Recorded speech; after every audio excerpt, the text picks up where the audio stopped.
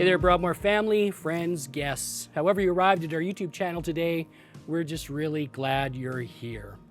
It's the third Sunday of Advent, the Sunday of joy, and we're going to look at a passage from the Gospel of John as our feature today because it reminds us of the true source of joy.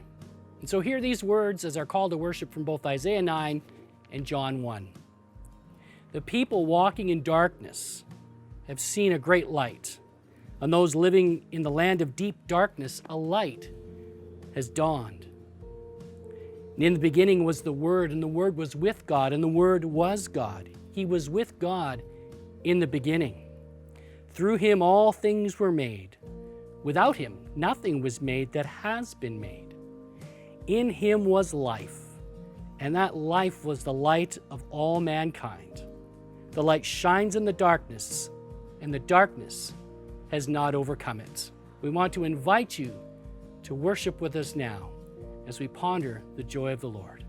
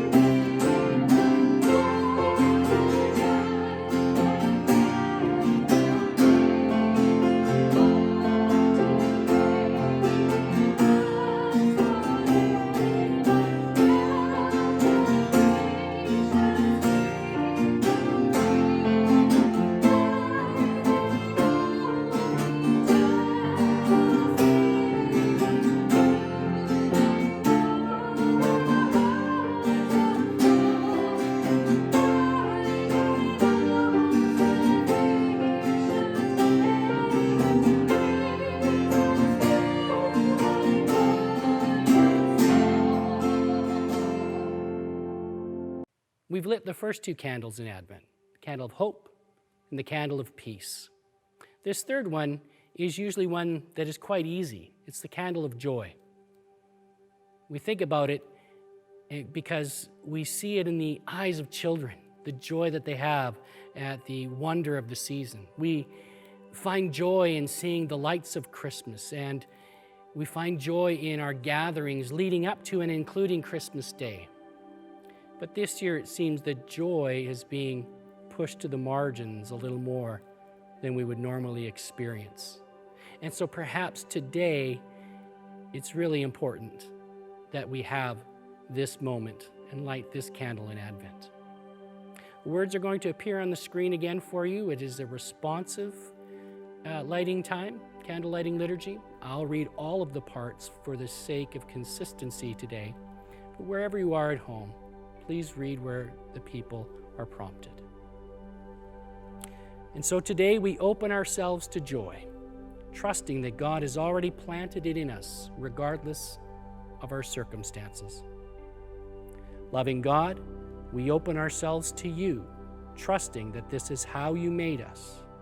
You created us for joy-filled hearts and lives. Show us the creative power of hope. Teach us the peace that comes from justice. Fill us with the kind of joy that cannot be contained but must be shared. Prepare our hearts to be transformed by you and not the world. Help us walk in the light of Christ.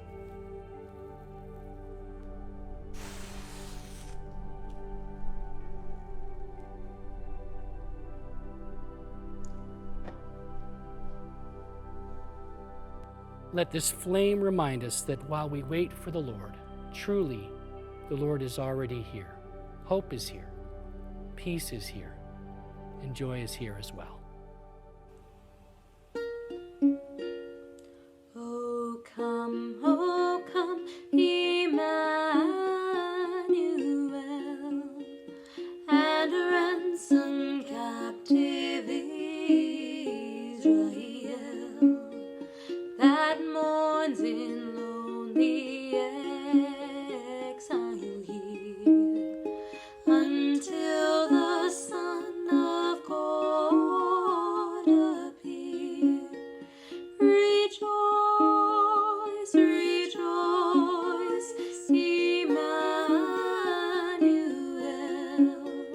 shall come to thee, O Israel. O come, thou rod of Jesse free, thine own from Satan's tyranny, from depths of hell thy people save, and give the victory o'er the grave.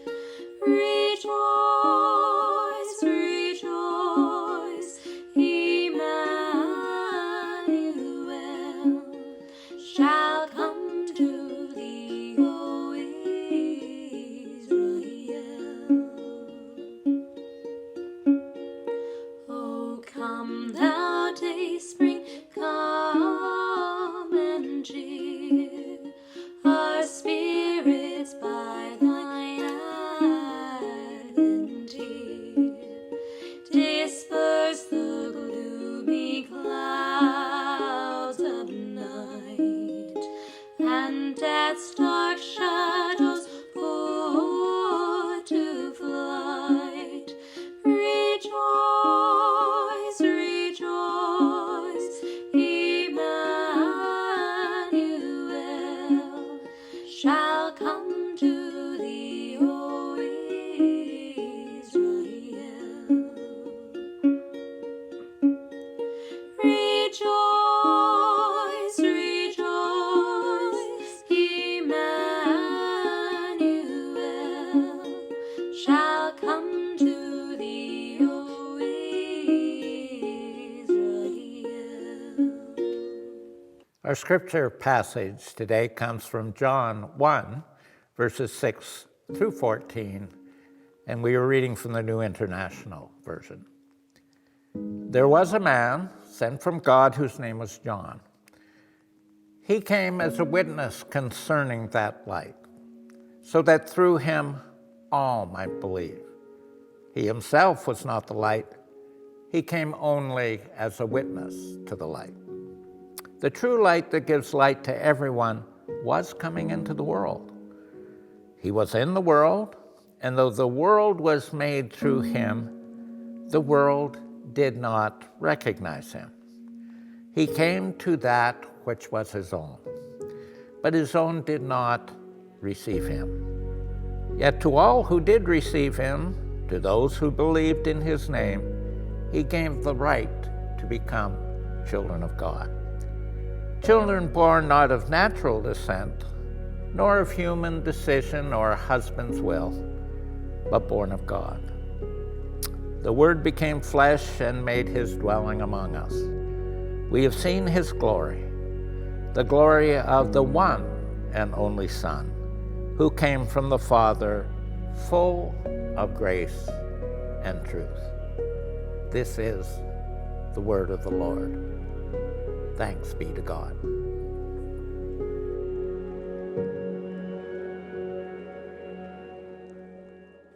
When we lived on the Sunshine Coast, every December came along with the wonderful chore of being a homeowner who wanted to decorate their home for Christmas.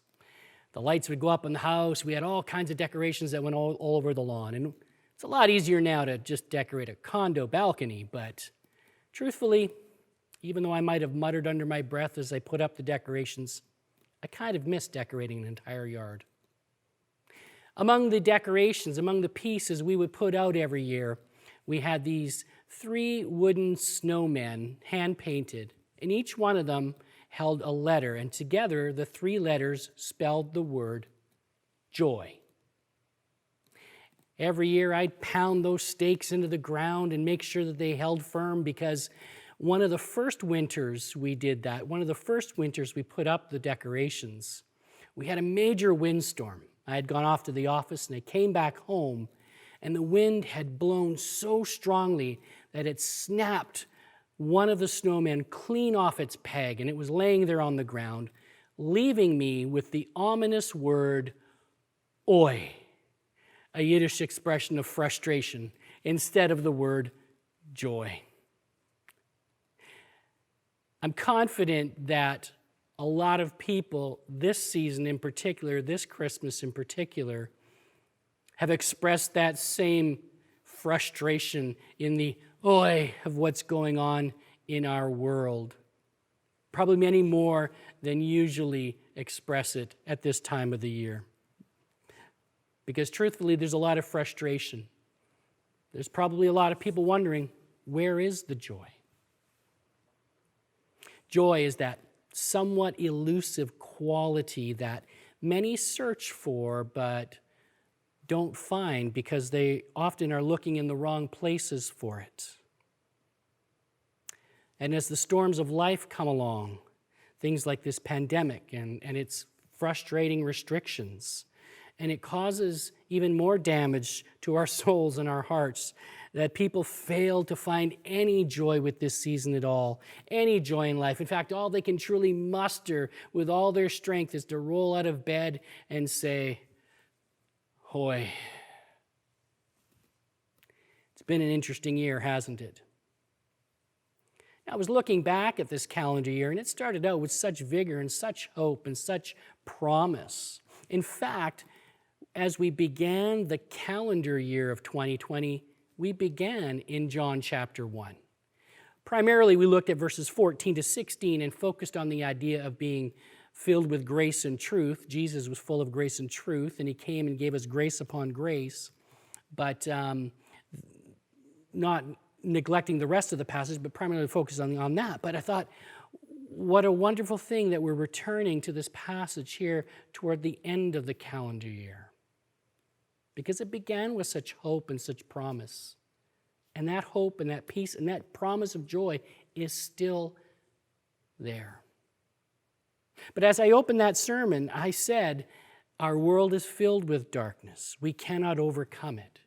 We try and try to force it out, but to no avail. We seem destined to fulfill that famous expression that says, those who cannot learn from history are doomed to repeat it.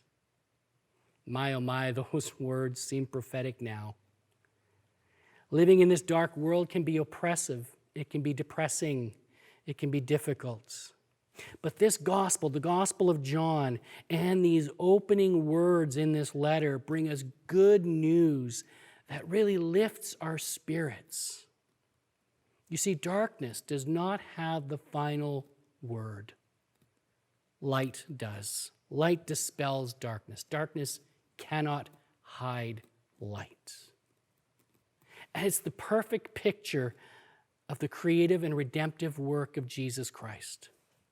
He is the light of the world. And by his life, death, and resurrection, overcame darkness.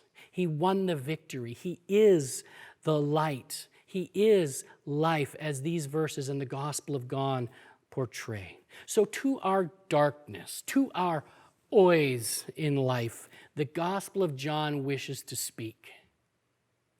And these opening words are rich beyond compare for our Advent season and our Advent moment. In his commentary in John, Gary Burge says the first verses of John's Gospel are a triumph of Christian theology. David Dockery says, no other book in the Bible has a prologue as overtly theological as does the Gospel of John. And Paul Barnett reminds us of something that's called the first page test. Maybe you've heard of it, where you can assess the writer's ability and skill to grab a hold of your attention with the first page. And John does this so masterfully. He says in his opening chapter, John shows readers the remarkable journey of the Word from eternity into time. Rich words, powerful words, words that express hope and peace and love and joy, all of the themes of Advent. There's so much here we could focus on. I just want us to hone in on 3 truths about Jesus and why we can have joy despite our circumstances, despite all that we are currently facing and might be feeling. So, if you're feeling empty today, let Jesus fill you to overflowing. If you're feeling dark, let him light your heart. If you're feeling overwhelmed, let him rescue your soul with the joy of his presence. Why? Why can we experience that? Because, first of all, Jesus is the light of the world.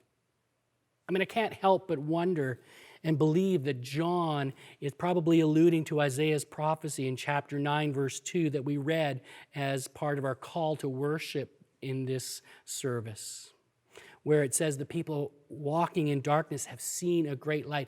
On those living in the land of deep darkness, a light has shined.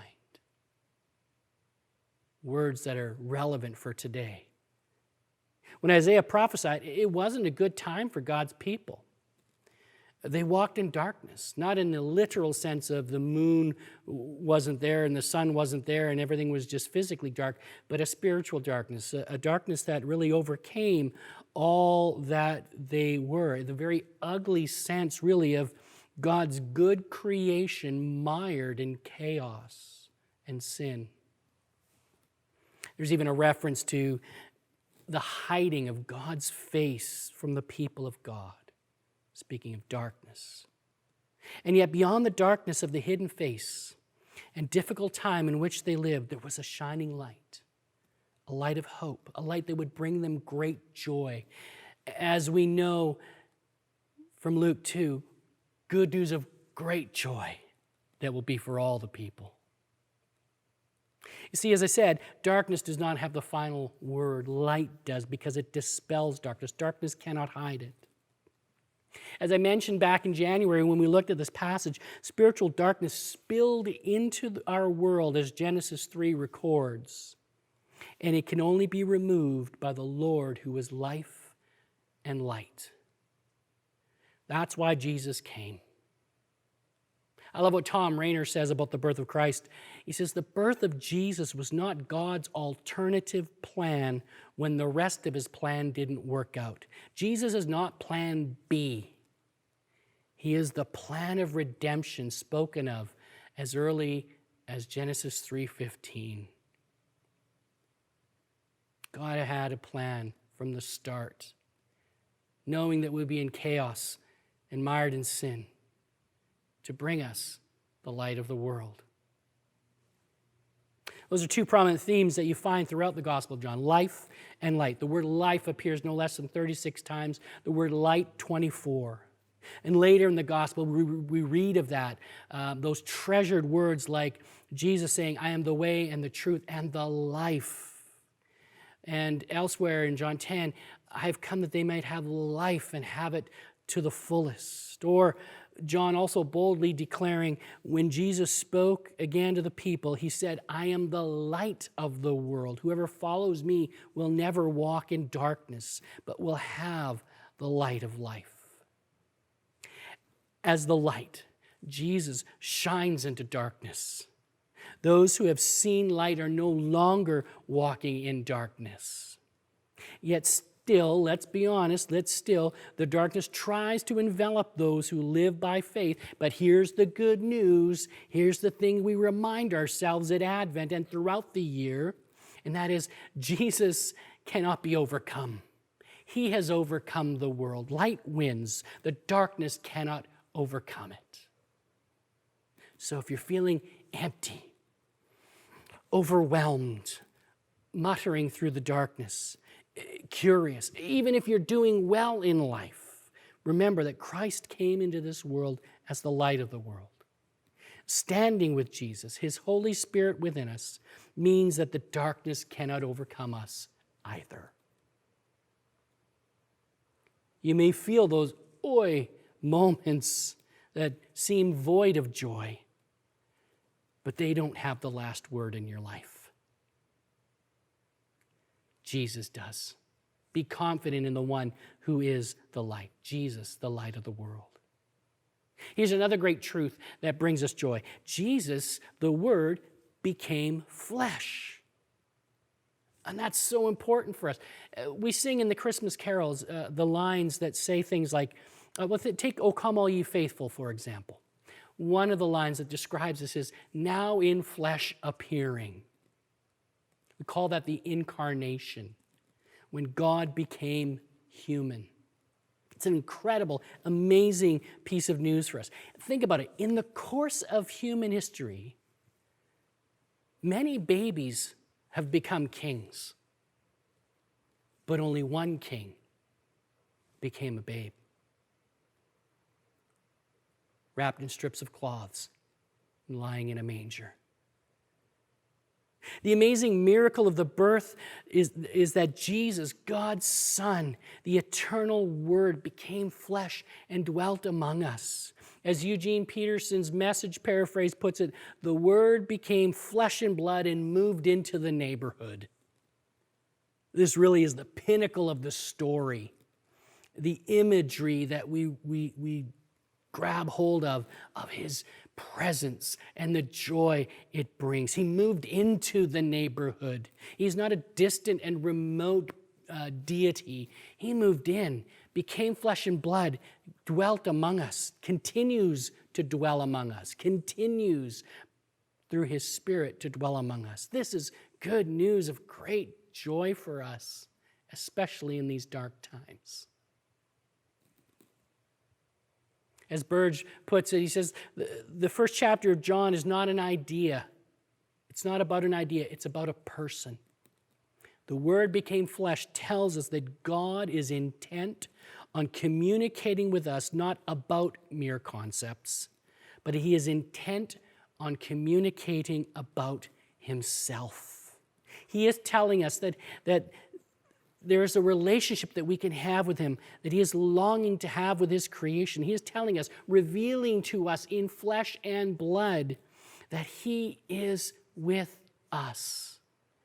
Combine this chapter with the dream that Joseph has, as recorded in Matthew chapter 1, where he's told to name Jesus, meaning God saves, name Him Emmanuel, because God is with us.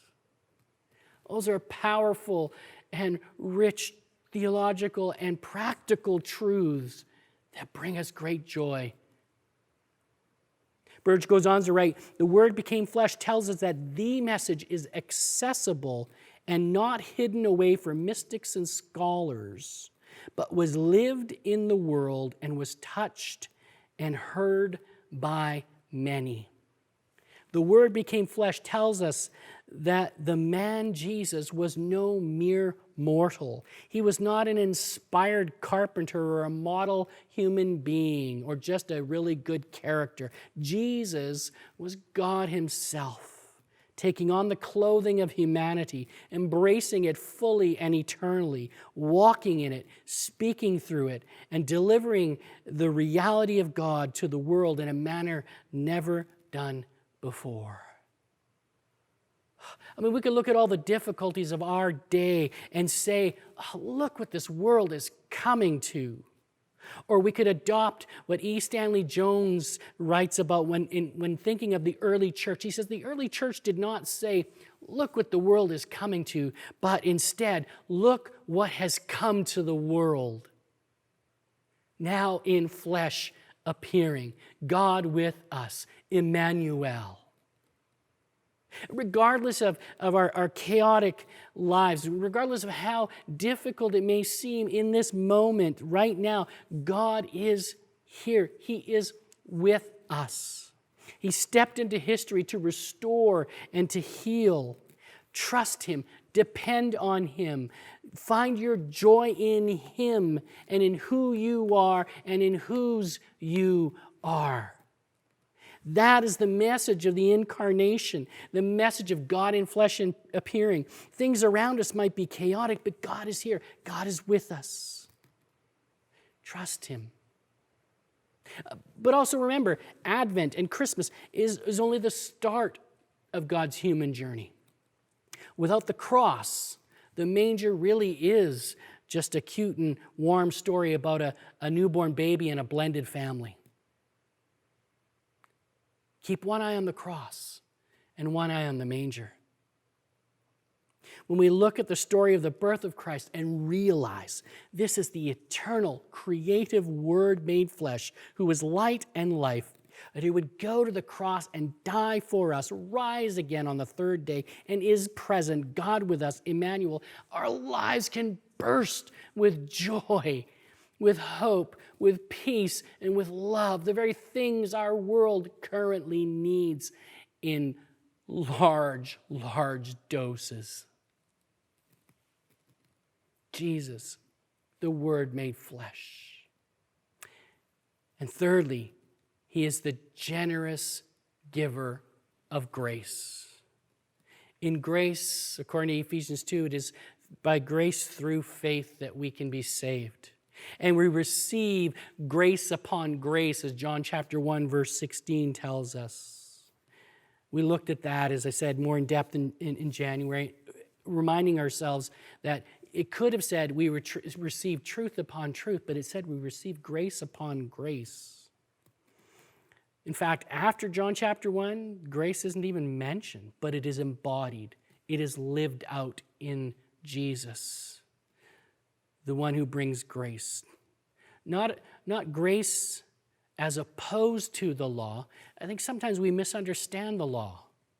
The law was a gift from God for the people of God, and so therefore it was grace. But it's what we as human beings did to the law that turned it into something entirely different. And I fear sometimes we turn grace into something different as well when we try and impose conditions upon it. But grace, remember, it's unearned favor. There are no conditions. An unconditional love that is given and the grace that we should have and the mercy that we should have is not given conditionally. It is just given. It is just lived. Grace upon grace.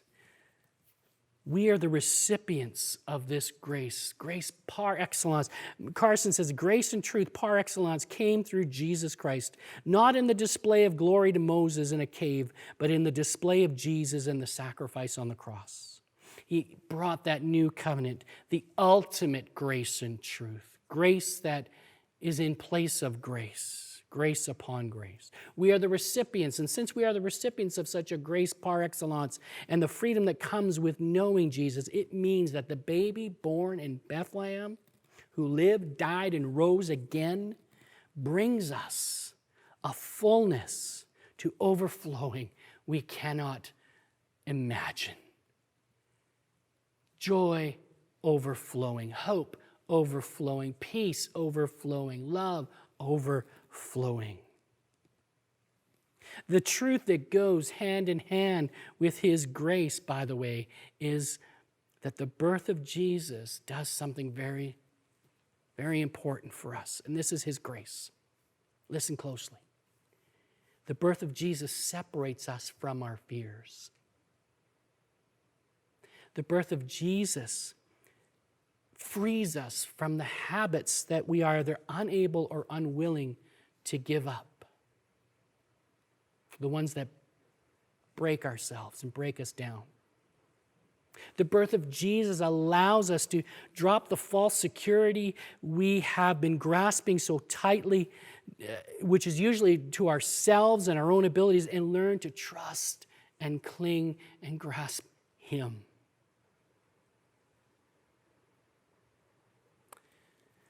He's the generous giver of grace. Friends, family, don't coast through Advent into Christmas on fumes or in anger or in frustration or desperation or in fear. Don't let the world steer you away from where joy can ultimately be found, from where hope is rooted, from where peace is experienced.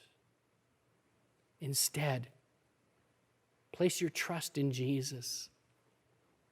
He is the light of the world. He always wins over darkness.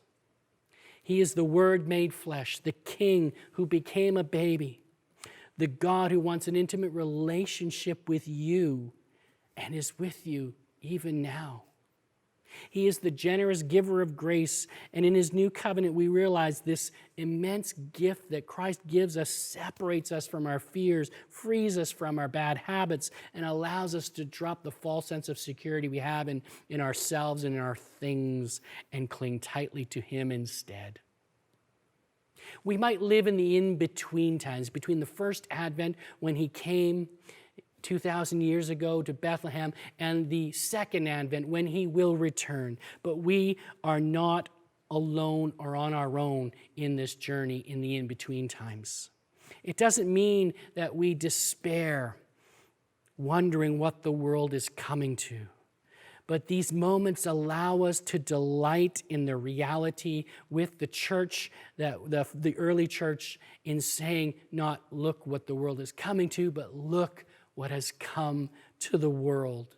Believe it, live it, preach it, and be filled with the joy of his presence, the Word made flesh. Joy has come to the world. Let earth receive her King. Amen.